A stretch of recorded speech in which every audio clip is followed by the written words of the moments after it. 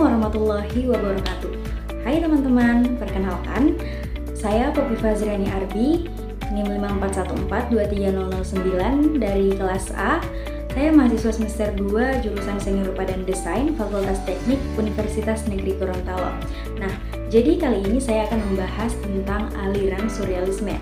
Jadi untuk teman-teman yang penasaran seperti apa sih aliran surrealisme ini, jangan di-skip ya video ini. Jadi, seperti yang sudah saya sampaikan tadi, saya akan membahas tentang aliran surrealisme. Yang pertama yaitu pengertian surrealisme. Nah, secara etimologi, kata surrealisme berasal dari bahasa Prancis, yaitu surrealisme. Kata ini beradaptasi dari superrealis atau realisme super. Kemudian, surrealisme adalah aliran yang menghadirkan kontradiksi antara mimpi dan realita menjadi nyata dalam gambar yang memperlihatkan objek nyata dalam keadaan yang tidak mungkin terjadi, seperti dalam mimpi atau alam bawah sadar manusia.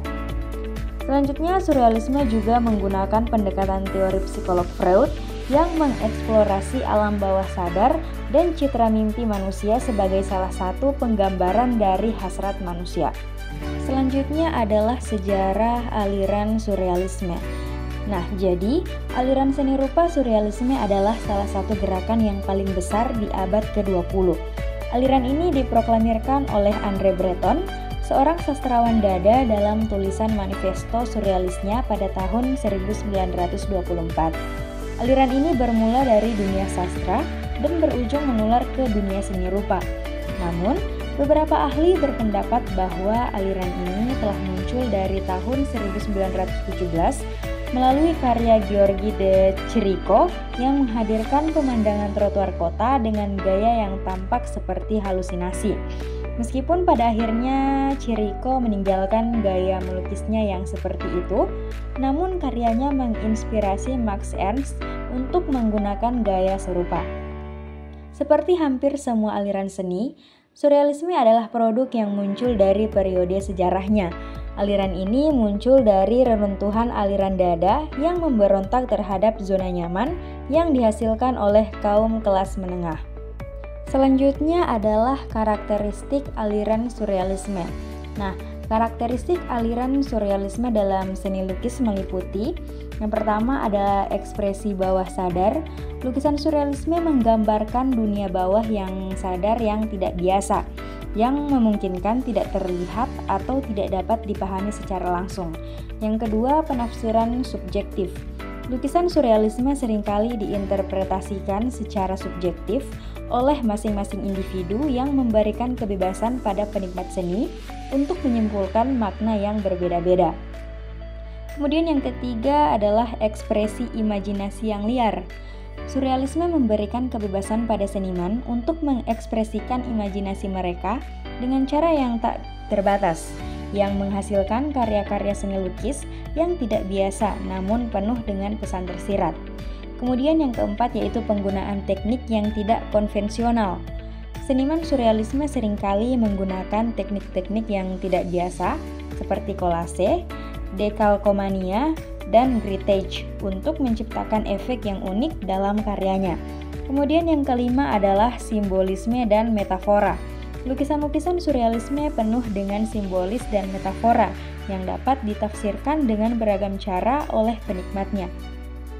Yang keenam adalah terlihat seperti fantasi, tetapi tetap berpegang pada referensi dunia nyata. Kemudian yang ketujuh, karya surrealisme cenderung aneh dan tidak biasa.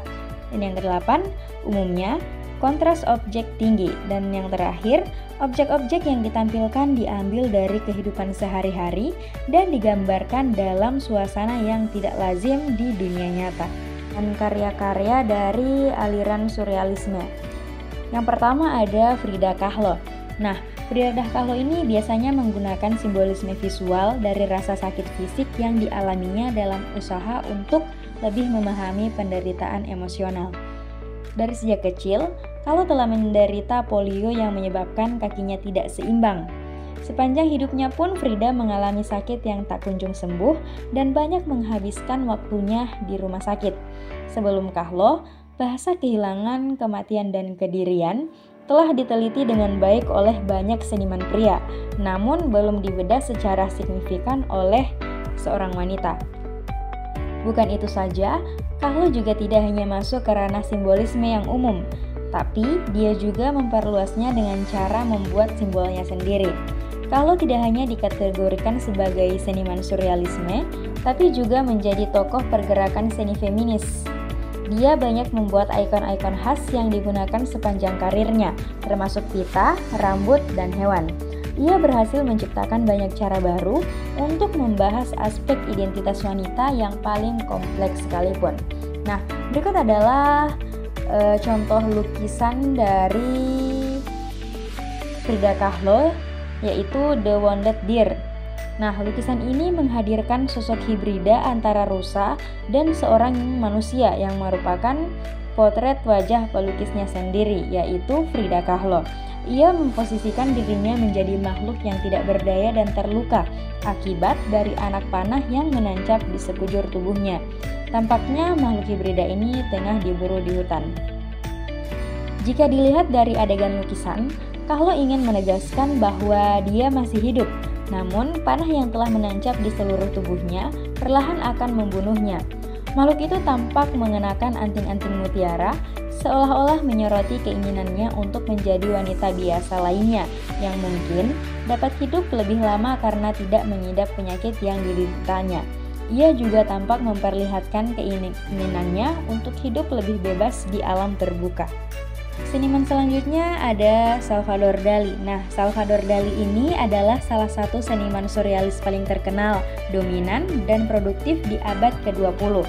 Dali disebut sebagai pioner seniman yang mengerti bahwa ketenaran komersil juga dibutuhkan oleh seorang seniman. Ia sering muncul di TV dan intensif mendapatkan wawancara pers.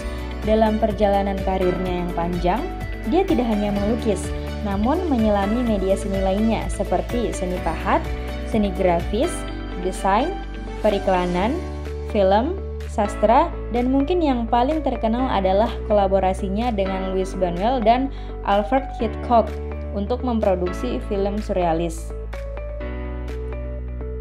Nah, berikut adalah salah satu karyanya, yaitu The Persistence of Time.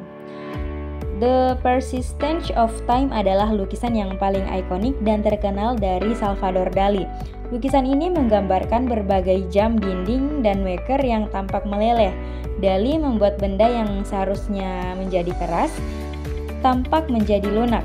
Kehadiran pohon yang sepertinya tumbuh di atas balok kayu yang mirip seperti meja menambah kekontrasan yang terjadi antara realita dan citra mimpi.